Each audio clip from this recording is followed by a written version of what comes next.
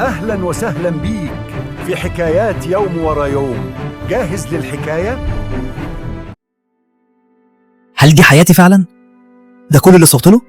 كل يوم بصحى على نفس المنبه، نفس الأوضة، نفس الهم. بضحك مع الناس وأنا جوايا مش طايق نفسي. كل يوم أقول هبدأ بكرة، وبكرة يجي ويعدي وأنا لسه واقف مكاني، حاسس كأني محبوس، مش في زنزانة، لأ، في حياة ما كانتش يوم حلمي عايشة.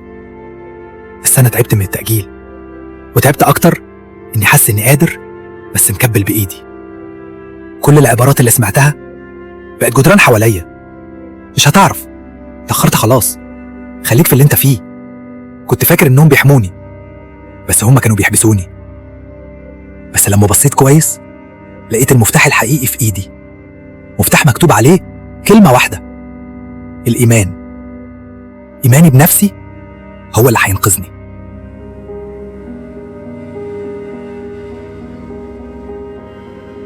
الفجر كان لسه بيطلع والشارع فاضي، بس قلبي كان مليان صوت واحد: ابدأ دلوقتي. لبست، خرجت، خطيت أول خطوة.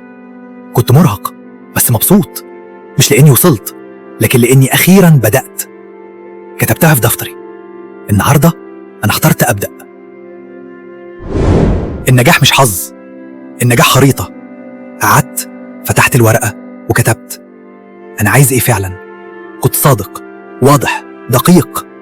قسمت حلمي لخطوات، كل خطوة نقطة نور في طريقي، ومع كل إنجاز صغير ثقتي بنفسي بتزيد. في أيام بتوجع، بتحس فيها إنك رجعت الأول السطر.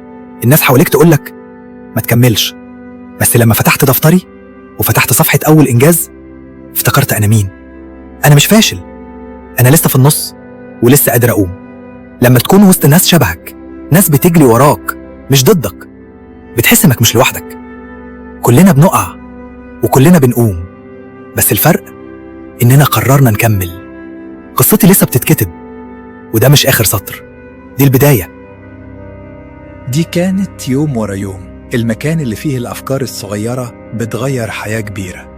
لو الكلام لمس حاجة جواك ما تعديش كده وخلاص، اعمل لايك، شارك، وارجع بكرة علشان النمو الحقيقي بيحصل يوم بيوم. أشوفك في اللي جاي.